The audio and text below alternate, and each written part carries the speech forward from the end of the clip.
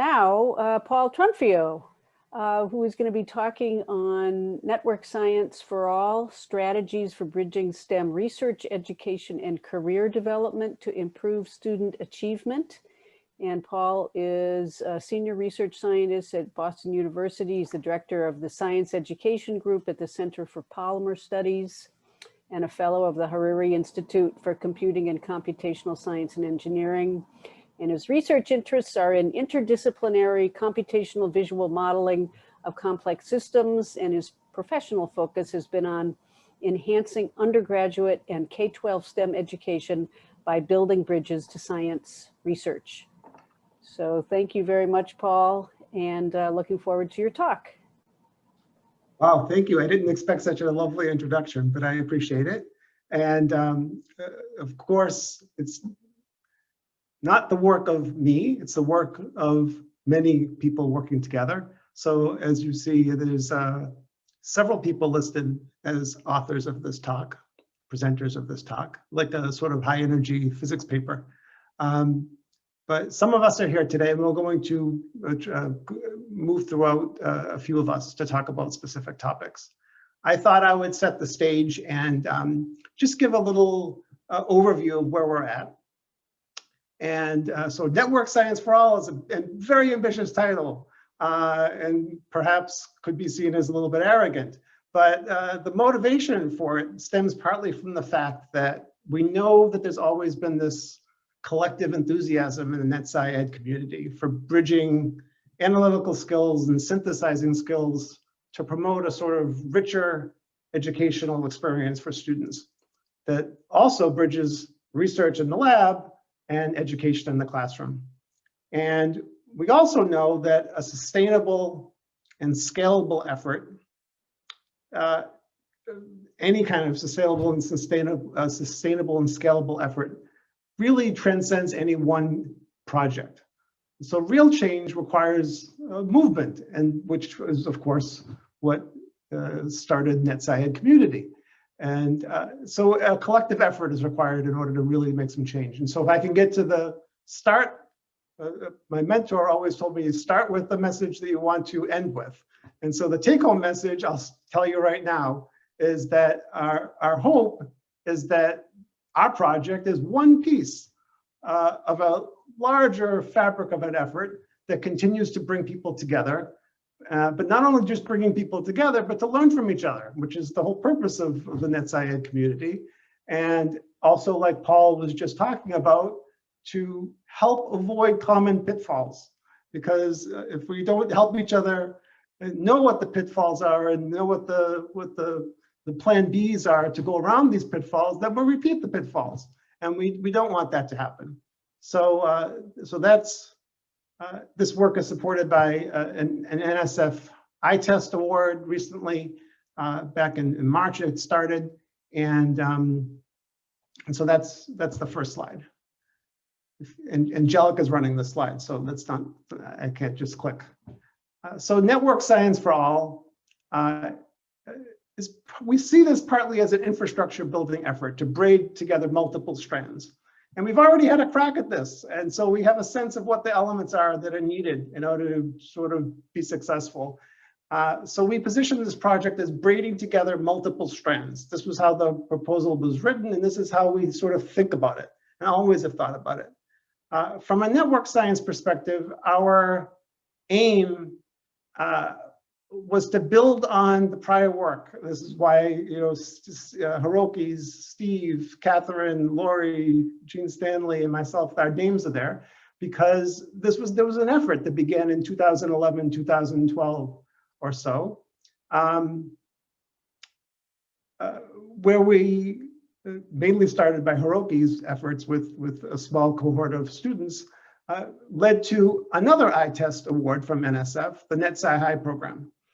For those of you who don't know, for several years, the NetSci program was funded as a collaborative project between Boston University, New York Hall of Science, and Binghamton and West Point, using a model perhaps similar to some of the things that we've heard earlier, perhaps especially Alexandra's. It resonated a lot with what we have done.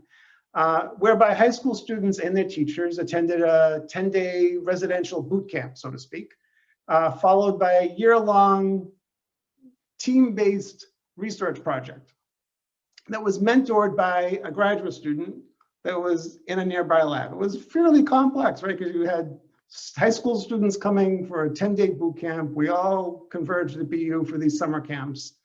We brought the teachers there, students, we brought the graduate students there. So all these moving parts.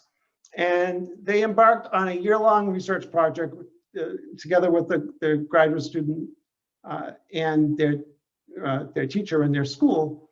And then these graduating students, at the end of the year of the research, they came back as teams and they presented at a research conference that was at the beginning or end. I forget how we did it. I think we switched a couple times at the following NetSci bootcamp. And they also presented at various other NetSci meetings, some of them. But like many projects, ours had limitations, which with the benefit of time, so to speak, we can reinvent limitations or mistakes, if you want to call them that, or really be blunt about it, as opportunities. So one of the ways, one of them was that we, and you can probably pin it on me for not having the foresight to write this, or this, the foresight to write this in our initial proposal, was that we didn't have a robust evaluation component. That was very clear to us up front, but as many of you who get largish grants from the government, that sort of once you back yourself into a corner, if you don't sort of build it into the proposal, the funding mechanisms right from the beginning, then you're kind of setting yourself up for failure. So we didn't have a robust evaluation plan, which was not super helpful. Another is that a program that is based on students coming to a workshop hosted by a project, a summer intensive workshop, that's where you end up putting all of your energies.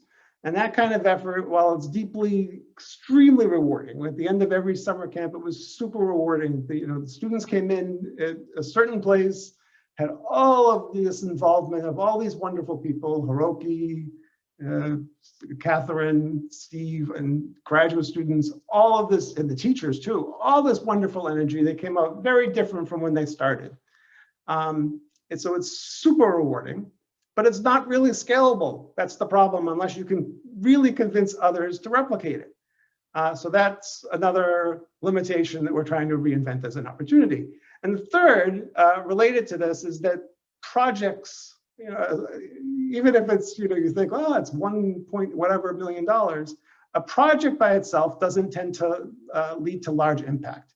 And so it needs to be something more than an individual project. So for the past, which I think is what led to the NetSciEd community kind of starting to evolve.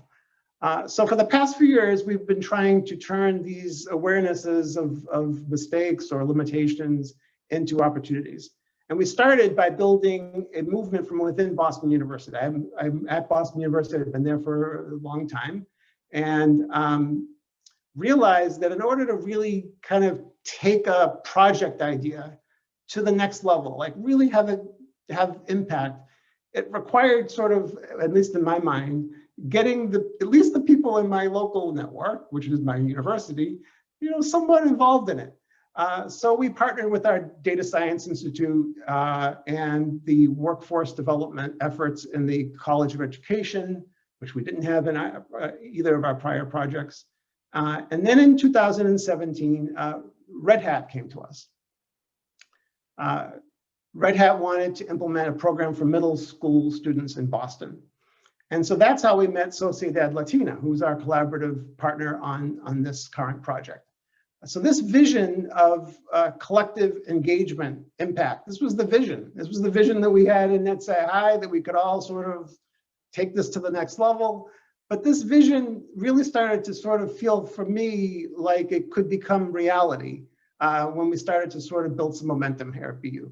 So we wrote a proposal with NetSciEd2020 to NSFI test to bring these strands that I wrote about here together. And we think this is a more scalable model, and because we're focusing on all the different elements that we weren't really particularly paying attention to before, that sort of like some of the less tangible elements that are required to scale and sustain. And so we have this arm in arm partnerships with Sociedad Latina and all these groups that I mentioned on this slide. And through network science activities, complex systems activities, we are helping not to just sort of implement, curriculum and activities that we want students to do, but and to sort of teach it from us to them, which is how we ran our workshops for NetSci High. But we're helping to support the programs and the infrastructure that already exists with the after-school group that we're partnering with. So they already have capacity in delivering curriculum activities and have a whole infrastructure for doing that. So so we're helping to support them. So they're the ones doing the teaching. We're working together hand in hand, and that's how we wrote the proposal, and that's our vision. This is basically in a nutshell what we're trying to make into reality. The timeline here on the right roughly shows how we've been spending our time. So the award began in late March, when of course COVID started exploding. So all our plans to do in-person workshops and curriculum development and software development all quickly pivoted to how the hell are we going to do something in an online environment, a remote environment over the summer. So we'll talk, Angelica will talk about that in a little bit.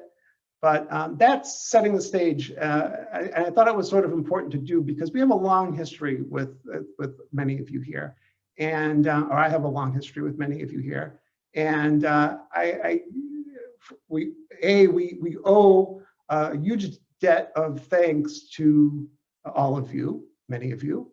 And I wanted to say that, this project is really building from all of that energy, enthusiasm, and partnership.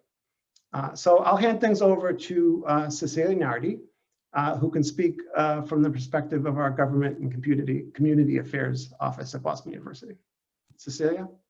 Great, thank you, Paul, and good afternoon or evening, everyone. It's a pleasure to be here. My name is Cecilia Nardi, and I am the Director of Community Relations in the Office of Government and Community Affairs at Boston University.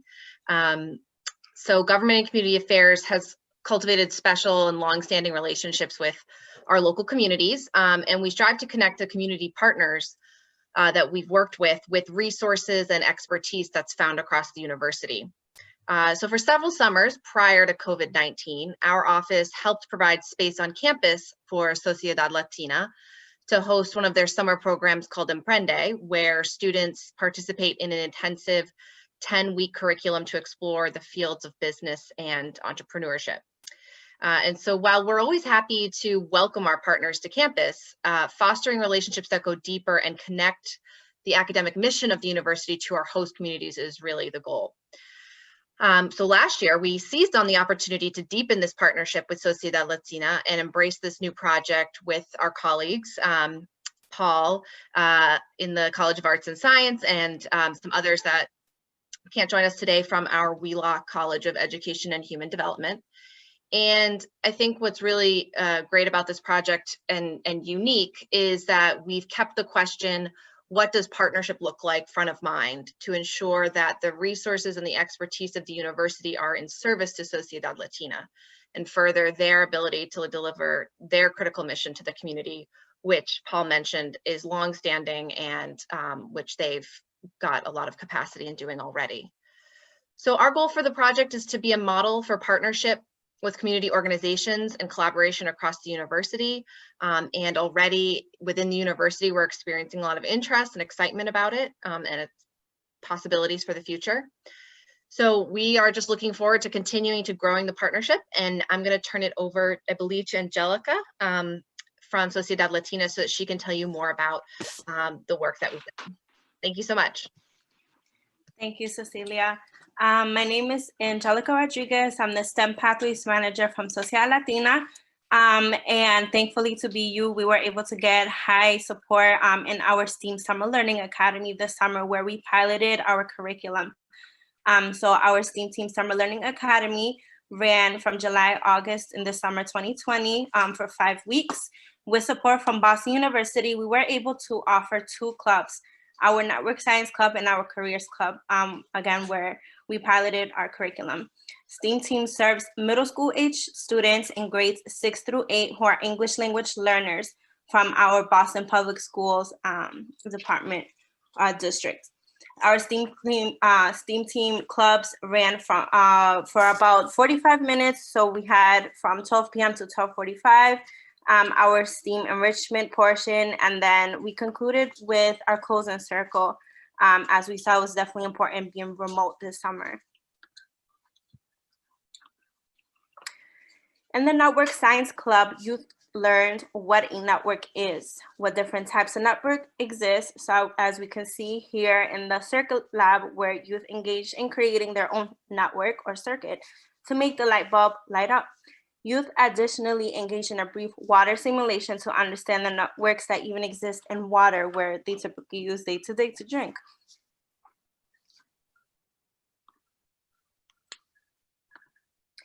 Youth also learned how network relates to COVID-19, as well as the importance of needing a vaccination and strategies used within a network to decrease the spread of COVID. In order to make this information relevant and personal to the lives of our youth, we had youth create family trees. Through creating interactive slides, students were able to better understand the networks in which they themselves exist in. They were able to better visualize these networks as well as demonstrate their own. Youth had access to the Google Slides and their own networks, and were able to create family trees to showcase the rest of the group. We gave each student the opportunity to present their own family trees and tell us about their personal connections in their networks. Here we're able to see an example from one of our youth, David's, his family tree that he created. Each circle with a title represents different nodes, while the lines represent the connections. Together, this forms a network, more specifically a family network, as the youth were able to understand.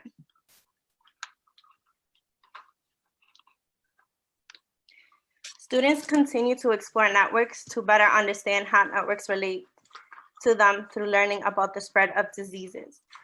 Using, again, our interactive slides, students were able to discuss the spread of viruses and what increases it. In addition to have an open, unmuted discussion, students were able to collaborate in our noteboard. As you can see, students answer the question, what do you think increases the spread of viruses or diseases? Some of our youth answer were not washing hands, sneeze into hands, then touching something, ew, and sneezing on someone, ugh. I love how they added their own sound effects to their notes because it made it more realistic and more from the youth's voice. If there was a point that they wanted to emphasize or they thought was a really good point, they had the opportunity to actually drag in a heart from this heart stack and place it over the point, as you see here.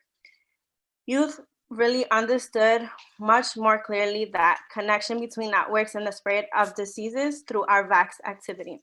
On this slide to the right, you will be able to see a few animations from the VAX activity, which was a resource that we used in this curriculum. Our students also worked with it closely and loved it as it was a game format. The VAX activity game gave students a network of about 50 nodes, and students were also given 10 vaccines.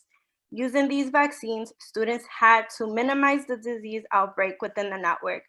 We had our students share their screens in order to demonstrate their thought process and their problem-solving approach. So it was a more engaging, even though we were remote, but we were able to really hear from the youth's voice and understanding their thought process to explain the network and how it relates to what they're currently going through within this pandemic, dealing with COVID. So all of our network science activities and lessons began and ended with the pre and post survey. The purpose of these surveys was to evaluate our youth's understanding of the targeted content before and after they engaged in the lesson. During the pilot in the summer, we were able to review the data for each lesson and collaborate as a team to edit the lessons. With Boston University support, we were then able to reevaluate and improve a version of our network science lessons that we now use while we facilitate during our school year STEAM team programming. So again, this is just an ongoing collaborative process that we just go back, edit, revamp, but we were very fortunate to get our support from Boston University.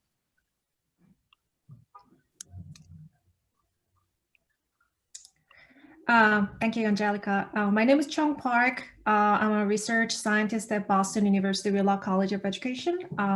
I have a background in college and career readiness, so it is really an honor to be part of today's event and to explore education from different perspectives outside of the box. So what we are trying to do here is helping middle school students build STEM skills through network science and helping them see science as an important part of their identity, because we know that STEM provides endless opportunities for them when they enter the world of work, especially among the Latinx youth who don't have enough role models in the STEM field. So what we did this summer was working with Sociedad Latina, the PI Kimberly Howard and the co-PI Scott Solberg to design some activities that focus on self-exploration skills, such as helping students understand their talent and recognizing the skills they already have. And then helping students explore the STEM careers by identifying the skills they would need in studying network science, for instance, what kind of skills they would need to build more to pursue a career in STEM, and also planning for building those skills in high school and managing those as they move forward.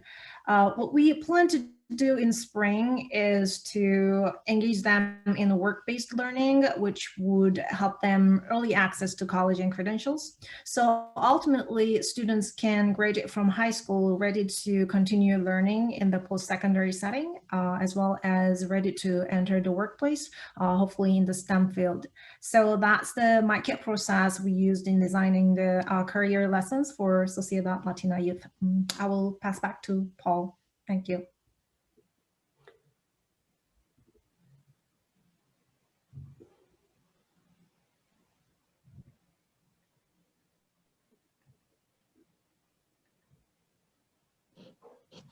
Paul, we can't hear you. We can't hear you, but Oh, sorry, got it, got it. Paul, sorry.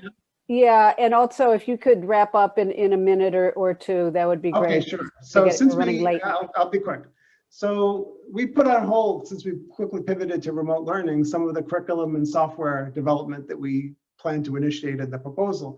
So from a curriculum standpoint, we dipped into the activities that we had in NetSci, and as like you saw, we took some STEM concepts from my physics class that I teach to teach in a less traditional, to allow students to see networks through a more traditional STEM kind of activity like electric circuits and water.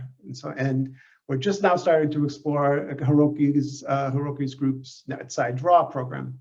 So we're beginning to think about what kind of actionable curriculum and software development we want to do as part of this project, especially because of the pivot we had to make. So our current plan is to focus on COVID-19 as a core module, bringing in data models and wrapping it into a software environment that could be extensible to other projects. And just to conclude, from a program infrastructure perspective, we're focusing on the same elements we always have, bridging research and education, real-world data, real-world analysis and visualization tools, putting students in the driver's seat. So we're not teaching at them, but we're building skills, and honing in on mentorship as a key element, which is exactly what we did in NetSci. But the mentorship relationships already exist, as we said, in the Sociedad Latina. So finally, just to reiterate the initial message I gave at the beginning, the not so subtle message, is that we're hoping that our project can help to continue to build, to bridge and bring communities together.